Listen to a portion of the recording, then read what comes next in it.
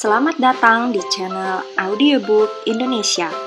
Di channel ini, kamu bisa mendengarkan novel-novel terjemahan dalam bahasa Indonesia. Mau request novel? Silahkan tulis novel yang kamu mau pada kolom komentar. Selamat mendengarkan! Harry Potter dan Kamar Rahasia Bab 4 The Flourish and Bloods. Hidup di The Burrow sama sekali berbeda dengan hidup di Private Drive.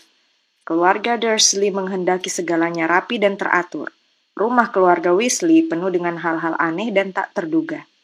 Harry kaget sekali ketika pertama kali dia melihat ke dalam cermin di atas tungku di dapur dan cermin itu berteriak, "Masukkan ke mejamu yang rapi!"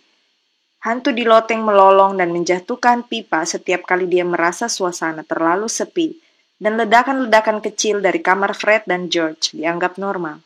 Meskipun demikian, yang bagi Harry luar biasa tentang hidup di rumah keluarga Ron bukanlah cermin yang bisa bicara ataupun si hantu bising, melainkan kenyataan bahwa semua orang di rumah itu tampaknya menyukainya. Mrs. Weasley meributkan kaos kaki Harry dan berusaha memaksanya tambah 3 kali setiap makan. Mr. Weasley ingin Harry duduk di sebelahnya di meja makan, supaya dia bisa membombardirnya dengan pertanyaan-pertanyaan tentang hidup bersama Muggle. Memintanya menjelaskan bagaimana bekerjanya hal-hal seperti steker listrik atau sistem pos. "Mengagumkan," katanya setelah Harry menjelaskan bagaimana menggunakan telepon. "Cerdik betul. Berapa banyak cara yang telah ditemukan Muggle untuk bisa hidup tanpa sihir?" Harry mendapat berita dari Hogwarts pada suatu pagi yang cerah, kira-kira seminggu setelah dia tiba di The Burrow. Ketika dia dan Ron turun untuk sarapan, Mr. dan Mrs. Weasley serta Ginny sudah duduk di meja dapur. Begitu melihat Harry, Ginny tak sengaja menjatuhkan mangkuk buburnya ke lantai, menimbulkan bunyi berkelontang yang keras. Ginny kelihatannya jadi sangat mudah menjatuhkan barang-barang setiap kali Harry memasuki ruangan. Dia menyusup ke bawah meja untuk mengambil mangkuknya dan muncul lagi dengan wajah berpendar merah seperti matahari yang sedang terbenam. Berpura-pura tidak melihat semua ini, Harry duduk dan mengambil roti panggang yang ditawarkan Mrs. Weasley. "Surat dari sekolah," kata Mr. Weasley, menyerahkan amplop perkamen kekuningan yang sama kepada Harry dan Ron, yang alamatnya ditulis dengan tinta hijau. "Dumbledore sudah tahu kau di sini, Harry. Orang itu tahu segalanya. Kalian berdua dapat surat juga," katanya menambahkan ketika Fred dan George muncul, masih memakai piyama. Selama beberapa menit suasana sunyi ketika mereka semua membaca surat mereka. Surat Harry memberitahunya agar naik Hogwarts Express seperti biasanya dari stasiun King's Cross pada tanggal 1 September. Juga ada daftar buku-buku baru yang diperlukannya untuk tahun ajaran berikutnya. Murid kelas 2 membutuhkan Kitab Mantra Standar tingkat 2 oleh Miranda Goshawk, Duel dengan Dracula oleh Gilderoy Lockhart, Gaul dengan Goblin oleh Gilderoy Lockhart, Heboh dengan Hantu oleh Gilderoy Lockhart, Tamasya dengan Troll oleh Gilderoy Lockhart, Vakansi dengan Vampir oleh Gilderoy Lockhart, Mengembara dengan Manusia Serigala oleh Gilderoy Lockhart, Yakin dengan Yeti oleh Gilderoy Lockhart. Fred yang sudah selesai membaca daftarnya sendiri melongok daftar Harry. "Kau disuruh beli semua buku Lockhart juga," katanya. "Guru baru pertahanan terhadap ilmu hitam pastilah fansnya, taruhan. Pasti penyihir wanita." Setelah berkata begitu, tertatap olehnya mata ibunya, dan Fred cepat-cepat menyibukkan diri dengan selai. "Buku-buku itu tidak murah," kata George, sekilas memandang orang tuanya. "Buku-buku Lockhart benar-benar mahal." "Bisa kita beli," kata Mrs. Weasley, tetapi dia kelihatan cemas. "Kurasa kita bisa membeli banyak keperluan Ginny dari yang bekas pakai." "Oh, kau sudah masuk Hogwarts tahun ini?" Harry bertanya kepada Ginny. Ginny mengangguk. Rona merah menjalar sampai ke akar rambutnya yang merah menyala, dan sikunya masuk ke mangkuk mentega. Untunglah tak seorang pun melihat kecuali Harry, karena tepat pada saat itu, kakak Ron yang nomor 3, Percy, masuk. Dia sudah berpakaian, lencana prefek Hogwarts-nya disematkan ke baju rajutannya. "Selamat pagi semua," kata Percy cepat. "Hari yang indah." Dia duduk di satu-satunya kursi yang tersisa, tetapi langsung melompat berdiri lagi, menarik dari bawahnya kemoceng yang bulu abu-abunya sudah lusuh. Paling tidak, semula Harry menyangka itu kemoceng, sampai dilihatnya kemoceng itu bernafas. "Errol!" kata Ron, mengambil burung hantu yang lemas itu dari tangan Percy dan menarik keluar sepucuk surat dari balik sayapnya. Akhirnya, dia membawa balasan Hermione. Aku menulis padanya, memberitahu kami akan mencoba membebaskanmu dari keluarga Dursley. Ron membawa Errol ke tempat hinggap di dekat pintu belakang dan mencoba menenggerkannya di situ. Tetapi Errol langsung terpuruk lagi. Akhirnya Ron membaringkannya di atas papan pengering, seraya bergumam. Kasihan. Kemudian dirobeknya sampul surat Hermione dan dibacanya keras-keras. Halo Ron dan Harry, kalau kau ada. Kuharap segalanya berjalan lancar dan Harry baik-baik saja dan kau tidak melakukan sesuatu yang melanggar hukum untuk membebaskannya, Ron. Karena itu akan menyulitkan Harry juga. Aku cemas sekali dan kalau Harry tidak apa-apa, tolong segera beritahu aku. Tapi mungkin lebih baik kau gunakan burung hantu yang lain, karena kalau sekali lagi disuruh mengirim surat, kurasa burung hantu yang ini lewat deh. Aku sibuk sekali belajar, tentu saja. Bagaimana mungkin, kata Ron ngeri. Kita kan sedang berlibur. Dan kami akan ke London Rabu depan untuk membeli buku-buku baruku. Bagaimana kalau kita bertemu di Diagon Alley? Beritahu aku apa yang terjadi begitu kau sempat. Salam hangat dari Hermione. Wah, kita bisa sekalian pergi dan membeli semua kebutuhan kalian kalau begitu, kata Mrs. Weasley, mulai membereskan meja. Apa yang akan kalian lakukan hari ini? Harry, Ron, Fred, dan George sudah merencanakan akan ke lapangan terbuka kecil milik keluarga Weasley. Tempat itu dikelilingi pepohonan sehingga tidak kelihatan dari desa di bawah. Itu berarti mereka bisa berlatih Quidditch di sana, asal mereka tidak terbang terlalu tinggi. Mereka tidak bisa memakai bola Quidditch yang sesungguhnya, karena akan sulit menjelaskannya kalau bola itu lolos dan terbang di atas desa. Sebagai gantinya, mereka saling melempar apel untuk ditangkap. Mereka bergiliran menaiki Nimbus 2000 Harry, sapu yang sangat hebat. Sapu tua Ron, bintang jatuh, seringkali didului kupu-kupu yang lewat. 5 menit kemudian mereka mendaki bukit dengan sapu di atas bahu. Mereka sudah menanyai Percy kalau dia mau ikut, tetapi Percy mengatakan dia sibuk. Sejauh ini Harry cuma bertemu Percy pada waktu makan. Dia bergurung terus di kamarnya. Pengen tahu deh dia sebetulnya ngapain, kata Fred sambil mengerutkan kening. Tidak biasanya dia begitu. Hasil ujiannya keluar sehari sebelum hasil kalian diumumkan. 12 aul dan dia nyaris tidak kelihatan senang. Ordinary Wizarding Levels. Level sihir umum. George menjelaskan, melihat wajah kebingungan Harry. Bill dapat 12 juga. Kalau tidak hati-hati, kita akan punya ketua murid satu lagi dalam keluarga. Malu betul kita. Bill adalah putra sulung keluarga Weasley. Dia dan adiknya, Charlie, sudah lulus dari Hogwarts. Harry belum pernah bertemu mereka berdua, tetapi dia tahu Charlie ada di Rumania mempelajari naga, dan Bill di Mesir bekerja untuk bank penyihir, Gringotts. Entah bagaimana Mom dan Dad akan bisa membelikan semua keperluan sekolah kita tahun ini, kata George setelah diam sesaat. 5 set buku-buku Lockhart, dan Ginny perlu jubah dan tongkat dan macam-macam lagi. Harry diam saja, dia merasa agak tidak enak. Tersimpan di dalam ruangan besi di bawah tanah di Gringotts di London, ada sejumlah harta peninggalan orang tuanya. Tentu saja hanya di dunia sihir dia punya uang. Kalau kau tidak bisa menggunakan galeon, sikel, dan nut di toko magel. Dia tidak pernah menyebut-nyebut simpanannya di Gringotts kepada keluarga Dursley. Dia memperkirakan penolakan mereka terhadap segala sesuatu yang ada hubungannya dengan sihir tidak mencakup setumpuk besar emas. Mrs. Weasley membangunkan mereka semua pagi-pagi Rabu berikutnya. Setelah cepat melahap sarapan berupa 6 sandwich daging asap untuk masing-masing, mereka memakai mantel, dan Mrs. Weasley mengambil vas bunga dari rak di atas tungku dapur lalu mengintip ke dalamnya. Sudah hampir habis, Arthur, katanya menghela nafas. Kita harus beli lagi hari ini. Ah, tamu lebih dulu. Kau duluan, Harry. Dia menyodorkan vas itu kepada Harry. Harry bingung memandang mereka semua mengawasinya. Apa yang harus kulakukan? Katanya tergagap. Dia belum pernah bepergian dengan bubuk flu, kata Ron tiba-tiba.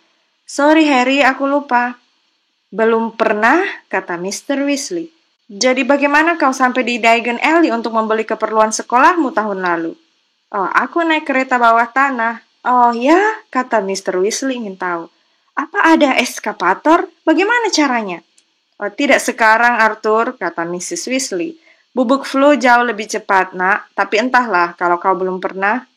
Tidak apa-apa, Mam, kata Fred. Harry, lihat kami dulu.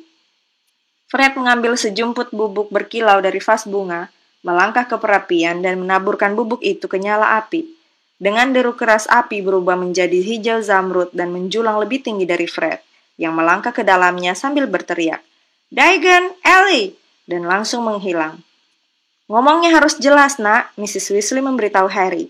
Ketika George memasukkan tangannya ke dalam vas, dan keluarnya harus di perapian yang benar. "Di mana?" tanya Harry gugup ketika api menderu dan melenyapkan George dari pandangan juga. "Ya, ada banyak perapian penyihir yang bisa dipilih kan? Tapi asal kau ngomongnya jelas, dia akan baik-baik saja, Molly. Jangan terlalu cemas," kata Mr. Weasley sambil menjumput bubuk flu juga. "Tapi kalau dia tersesat, bagaimana kita harus menjelaskan kepada Bibi dan pamannya?" "Mereka tidak akan keberatan," Harry menenangkannya. "Dudley akan menganggapnya lucu sekali kalau aku tersesat di cerobong asap. Jangan khawatir." "Oh, baiklah kalau begitu. Kau berangkat sesudah Arthur," kata Mrs. Weasley. "Setelah masuk perapian, katakan kemana tujuanmu. Dan rapatkan sikumu," Ron menasehati. "Dan pejamkan matamu," kata Mrs. Weasley. "Angusnya, jangan gelisah dan bergerak-gerak," kata Ron. "Nanti kau bisa jatuh ke perapian yang salah. Tapi jangan panik dan buru-buru keluar juga, tunggu sampai kau melihat Fred dan George." Sambil berusaha keras mengingat semua ini, Harry mengambil sejumput bubuk flu dan berjalan ke perapian. Dia menarik nafas dalam-dalam, menaburkan bubuk ke nyala api dan melangkah masuk. Apinya terasa bagai angin hangat. Harry membuka mulut dan langsung tertelan olehnya banyak abu panas. "Diagon Nelly," katanya terbatuk. Rasanya seakan Harry tersedot lubang yang besar sekali.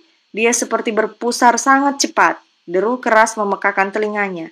Dia berusaha agar matanya tetap terbuka, tetapi pusaran api hijau membuatnya pusing. Sesuatu yang keras menyodok sikunya dan Harry segera merapatkannya ke tubuhnya.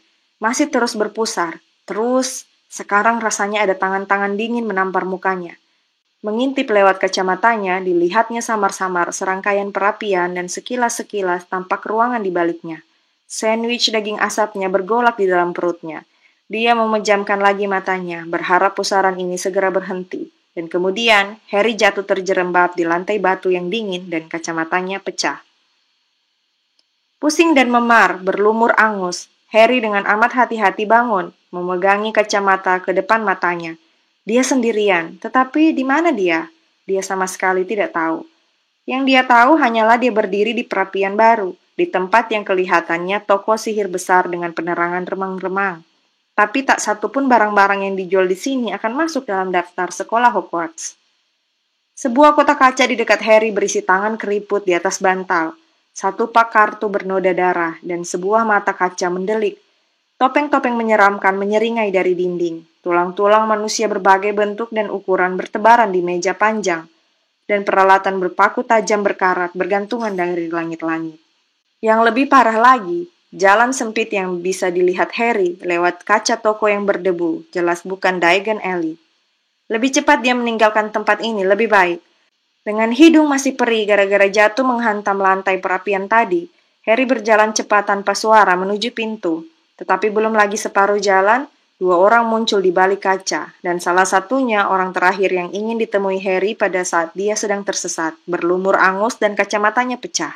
Draco Malfoy. Harry cepat-cepat memandang berkeliling dan melihat lemari besar hitam di sebelah kirinya. Dia melesat masuk dan menarik pintunya, sampai tinggal celah sedikit untuk mengintip. Beberapa detik kemudian bel berdentang dan Malfoy masuk ke dalam toko. Laki-laki yang masuk di belakangnya pastilah ayahnya. Wajahnya sama, pucat dan runcing, dan matanya pun sama, abu-abu dingin. Mr. Malfoy menyeberangi ruangan, melihat barang-barang yang dipamerkan, dan membunyikan bel di meja pajangan. Sebelum menoleh kepada anaknya dan berkata, "Jangan sentuh apa-apa, Draco." Malfoy yang sudah tiba di mata kaca berkata, "Katanya aku akan dibelikan hadiah." "Aku bilang aku akan membelikanmu sapu balap," kata ayahnya, mengetuk-ngetukkan jari di atas meja pajangan. "Apa gunanya sapu kalau aku tidak masuk tim asrama?" kata Malfoy, tampangnya cemberut dan marah. "Harry Potter dapat nimbus 2000 tahun lalu, izin khusus dari Dumbledore supaya dia bisa main untuk Gryffindor.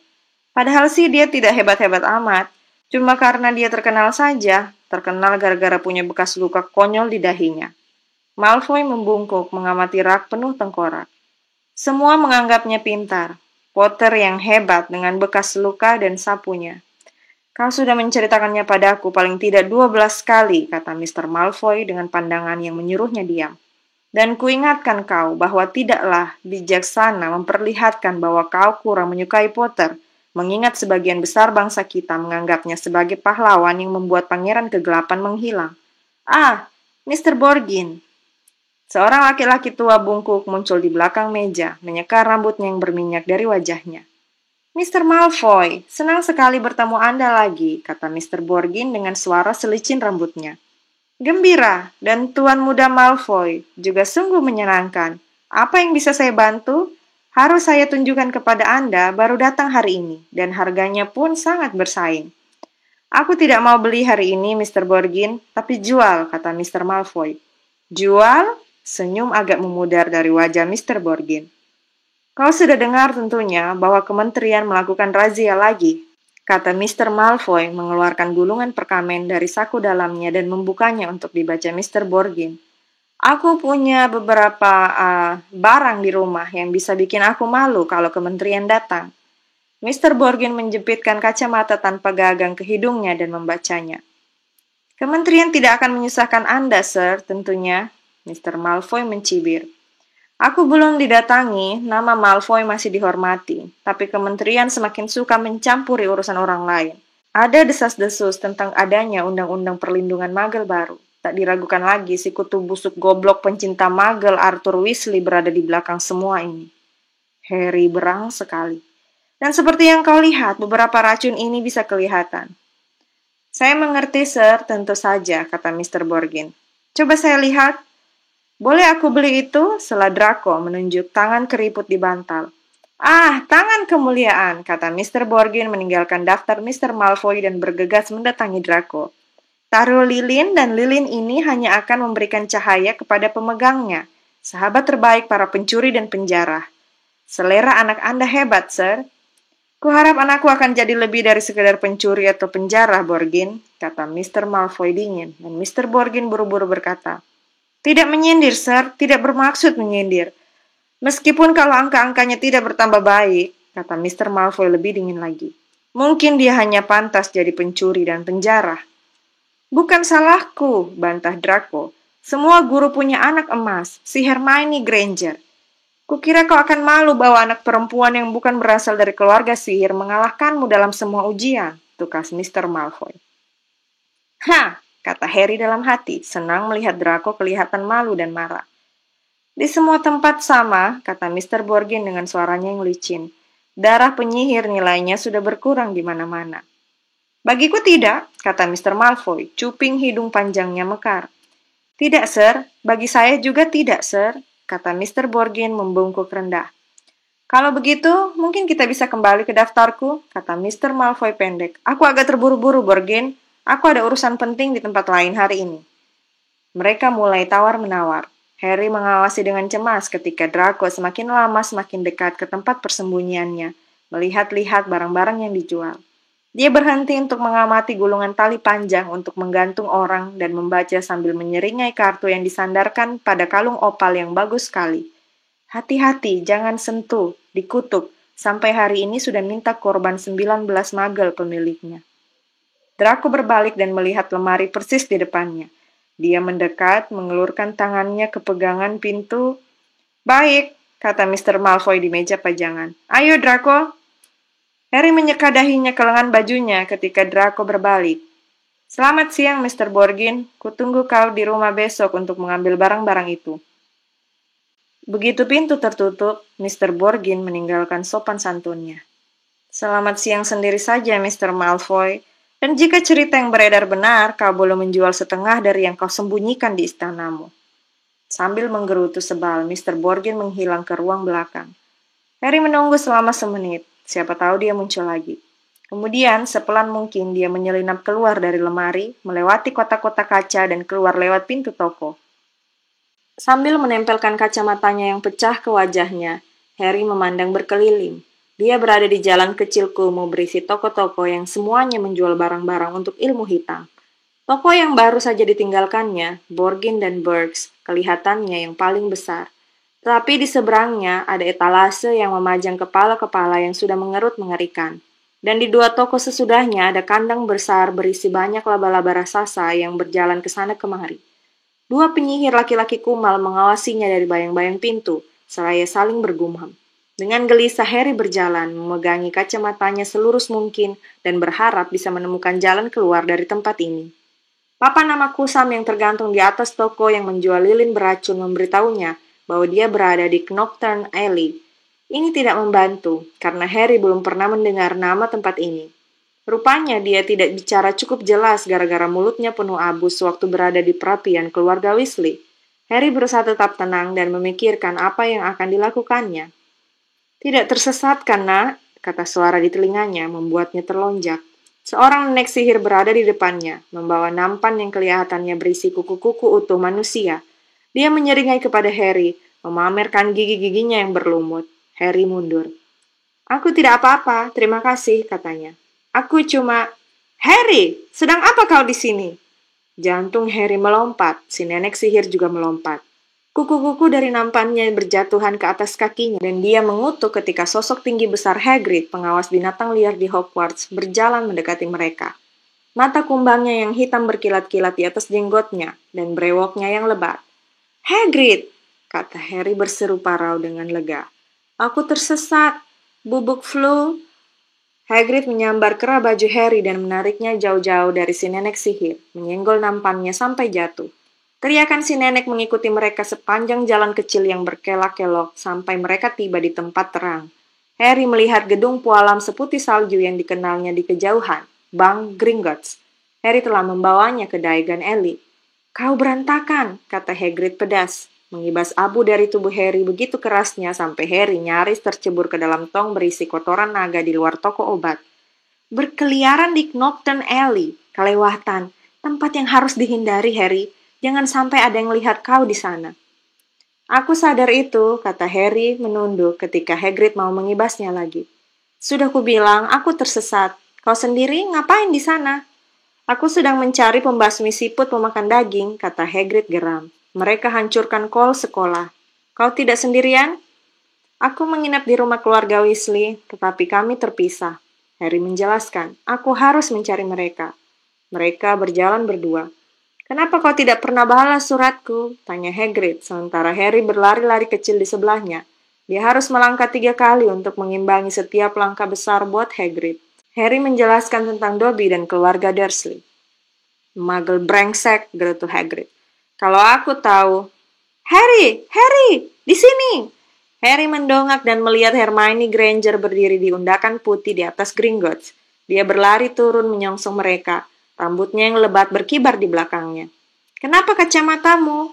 Oh, halo Hagrid. Senang sekali bertemu kalian berdua lagi. Kau mau ke Gringotts, Harry? Kalau keluarga Weasley sudah kutemukan, kata Harry. Kau tak perlu tunggu lama, Hagrid nyengir. Harry dan Hermione memandang berkeliling, tampak Ron, Fred, George, Percy, dan Mr. Weasley berlari-lari ke arah mereka di jalan yang padat itu. Harry, Mr. Weasley tersengal. Kami berharap kau cuma kejauhan satu perapian. Dia menyeka kepala botaknya yang berkilauan. Molly sudah panik, itu dia datang. Kau keluar di mana? Tanya Ron. Knockturn Alley, jawab Harry muram. Luar biasa, komentar Fred dan George bersamaan. Kami belum pernah diizinkan ke sana, kata Ron iri. Mestinya memang tidak, gerutu Hagrid. Mrs. Weasley kini sudah kelihatan, berlari dengan tas tangannya berayun liar di satu tangan, sementara Ginny bergantung di tangan lainnya. Oh Harry, oh nak, kau bisa tersesat entah di mana. Terengah kehabisan nafas, dia menarik keluar sikat pakaian dari dalam tasnya dan mulai menyikat abu yang tidak berhasil dibersihkan Hagrid. Mr. Weasley mengambil kacamata Harry, mengetuknya dengan tongkatnya dan mengembalikannya pada Harry, sudah seperti baru lagi. Aku harus pergi, kata Hagrid yang tangannya dijabat erat-erat oleh Mrs. Weasley. Knockturn Alley, coba kau tidak menemukannya, Hagrid. Sampai ketemu di Hogwarts, dan dia pergi, lebih tinggi sebahu daripada siapapun juga di jalan yang padat itu. Coba tebak siapa yang kulihat di Borgin and Burkes, kata Harry kepada Ron dan Hermione ketika mereka menaiki undakan Gringotts. Malfoy dan ayahnya. Apa Lucius Malfoy membeli sesuatu? Tanya Mr. Weasley tajam di belakang mereka. Tidak, dia jual. Ah, jadi dia cemas, kata Mr. Weasley puas. Oh, ingin rasanya menangkap Lucius Malfoy karena sesuatu. Hati-hati, Arthur, kata Mrs. Weasley tajam, sementara mereka dipersilakan masuk ke bank oleh goblin yang membungkuk di pintu. Keluarga itu bikin masalah. Jangan menyuap lebih daripada yang bisa kau punya. Jadi menurutmu aku bukan tandingan Lucius Malfoy, kata Mr. Weasley jengkel. Tetapi perhatiannya langsung beralih kepada orang tua Hermione yang sedang berdiri gelisah di depan meja panjang di dalam aula pualam besar itu, menunggu Hermione memperkenalkan mereka. Wah, kalian magel, kata Mr. Weasley senang. Kita harus minum. Apa yang kalian pegang itu? Oh, kalian menukar uang magel. Molly, lihat! Dengan bersemangat ditunjuknya selembar uang 10 pound di tangan Mr. Granger. Sampai ketemu di dalam, kata Ron kepada Hermione ketika keluarga Weasley dan Harry diantar ke ruangan besi bawah tanah mereka oleh Goblin Gringotts yang lain. Ruangan besi itu dicapai dengan kereta kecil, dikendarai Goblin yang meluncur kencang di atas rel kereta kecil melewati lorong-lorong bawah tanah bank. Harry menikmati perjalanan yang berkecepatan super tinggi menuju ke ruangan besi keluarga Weasley. Ketika ruangan itu dibuka, dia merasa sangat tidak enak. Jauh lebih tidak enak daripada sewaktu dia berada di Knockton Alley. Hanya seonggok kecil sikel perak di dalamnya, dan hanya sekeping galeon emas. Mrs. Weasley meraba-raba sudut-sudutnya sebelum meraup semuanya ke dalam tasnya. Harry merasa lebih tidak enak lagi ketika mereka tiba di ruangan besinya. Dia berusaha menutupi isinya dari pandangan selagi dia buru-buru memasukkan bergenggam-genggam koin ke dalam tas kulit. Kembali diundangkan pualam di luar, mereka berpisah.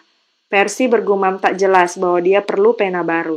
Fred dan George sudah melihat teman mereka dari Hogwarts, Lee Jordan. Mrs. Weasley dan Ginny akan ke toko jubah bekas. Mr. Weasley mendesak suami istri Granger ke Leaky Cauldron untuk minum. Kita semua bertemu di Flourish dan Bloods sejam lagi untuk membeli buku-buku sekolahmu, kata Mrs. Weasley mengajak Ginny pergi. Dan jangan berani-berani ke Knockton Alley, selangkah pun jangan. Dia berteriak kepada punggung si kembar yang menjauh. Harry, Ron, dan Hermione berjalan menyusuri jalan batu berkelok. Uang emas, perak, dan perunggu yang bergemerincing di saku Harry menuntut dibelanjakan. Maka dia membeli 3 es krim stroberi kacang besar yang mereka nikmati dengan gembira sambil berjalan. Melihat-lihat isi etalase yang menarik. Ron memandang penuh ingin satu set lengkap jubah Chudley Cannons di etalase peralatan Quidditch berkelas, sampai Hermione menariknya untuk membeli tinta dan perkamen di toko di sebelahnya. Di toko lelucon sihir Gumball dan Japes, mereka bertemu Fred, George, dan Lee Jordan yang sedang membeli kembang api awal basah tanpa panas dari filibuster. Dan di toko kecil barang-barang rongsokan yang penuh tongkat patah, timbangan kuningan yang sudah butut, dan jubah tua bernoda bercak-bercak ramuan, mereka menemukan Percy, sedang asyik membaca buku kecil yang sangat membosankan berjudul Prefect yang meraih kekuasaan. Telaah tentang para prefek Hogwarts dan karir yang mereka rintis, Ron membaca keras-keras dari sampul belakangnya. Kedengarannya menarik sekali. Pergi, Percy membentak. Tentu saja, si Percy itu sangat ambisius. Dia sudah merencanakan segalanya. Cita-citanya menjadi menteri sihir. Ron memberitahu Harry dan Hermione pelan ketika mereka meninggalkan Percy bersama bukunya. 1 jam kemudian, mereka menuju Flourish dan Bloods. Bukan hanya mereka yang menuju toko buku itu. Ketika sudah dekat, mereka heran sekali melihat gerombolan orang yang berdesakan di depan pintu mau masuk. Alasan untuk ini dinyatakan oleh spanduk besar yang digelar di antara 2 jendela atas. Gilderoy Lockhart akan menandatangani autobiografinya, Aku yang Ajaib, hari ini pukul 12.30 sampai 16.30. Kita bisa bertemu dia, pekik Hermione. Maksudku, hampir seluruh buku yang ada di daftar kita, itu karangannya. Gerombolan orang itu kelihatannya sebagian besar terdiri atas para penyihir wanita seusia Mrs. Weasley. Seorang penyihir pria bertampang bingung berdiri di depan pintu berkata, Tenang ibu-ibu, jangan dorong-dorongan, awas, bukunya ketabrak. Harry, Ron, dan Hermione ikut berdesakan masuk. Antrian panjang memanjang sampai ke bagian belakang toko, tempat Gilderoy Lockhart menandatangani bukunya. Mereka masing-masing menyambar buku heboh dengan hantu, dan menyelinap di antara orang-orang yang antri sampai tiba di tempat keluarga Weasley berdiri bersama Mr. dan Mrs. Granger. Oh, kalian sudah datang. Bagus, kata Mrs. Weasley. Dia berbicara seakan kehabisan nafas dan tak henti-hentinya merapikan rambutnya. Sebentar lagi kita bisa bertemu dia. Gilderoy Lockhart akhirnya tampak. Duduk di belakang meja dikelilingi foto-foto besar wajahnya sendiri. Semua mengedipkan mata dan memamerkan gigi yang putih berkilau kepada para pengunjung. Lockhart yang sesungguhnya memakai jubah biru bunga forget-me-not yang persis warna matanya. Topi sihirnya yang berbentuk kerucut terpasang gaya di atas rambutnya yang berombak.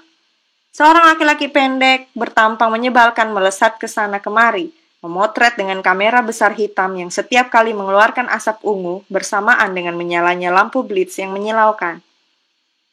"Minggir kau!" Dia menggertak Ron sambil mundur agar bisa mengambil gambar dengan lebih baik.